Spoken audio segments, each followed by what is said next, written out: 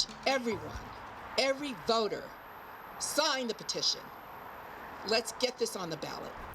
Oceanside Mayor Esther Sanchez joining more than a dozen mayors all across our county that are throwing their support behind an initiative they say will lead to safer businesses, streets, and communities. Good evening and thanks for joining us tonight. I'm Steve Price. And I'm Kirsten Holmes. The proposal the San Diego County mayors are backing is called the Homelessness, Drug Addiction, and Theft Reduction Act. Tonight, CBS 8's Esmeralda Perez looks deeper at this proposal and explains what it means if it goes on the November ballot. San Diego County and city leaders came together to gather signatures and inform people about a new measure they want on the November ballot. They say it's a fix for the consequences stemming from Prop 47.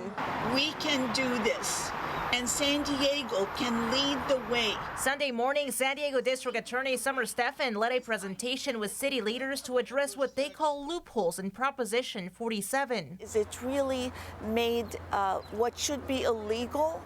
Legal. About a decade ago, voters passed Prop 47. One of its biggest components changed the line between a felony and misdemeanor, making thefts under $950 a misdemeanor. That was something that voters at a time when crime was at a 40-year low in California, that made a lot of sense to voters. The idea was to focus prison spending on violent and serious crimes, but since passing Prop 47, leaders have noticed some unforeseen issues. Stephan says fentanyl deaths tripled, the homeless crisis has intensified, and many businesses have had to close because of thefts. In California, homelessness has gone up by 51%, and the researchers say it's directly tied to this proposition, to this fact that there's no incentive. Today, leaders informed the community about a new measure called the Homelessness, Drug Addiction, and Theft Reduction Act.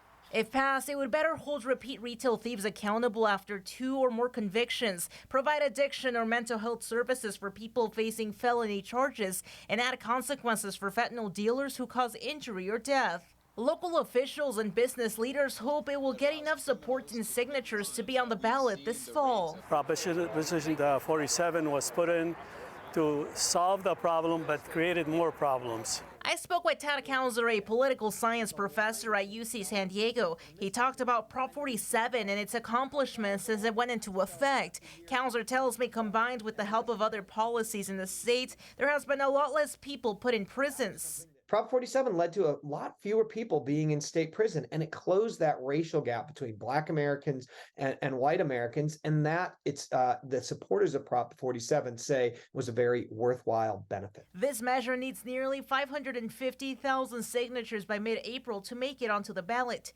Esmeralda Perez, CBS 8. Professor Kousser says only a third of initiatives on the ballot pass every year, and not everyone is paying attention to what's in front of them.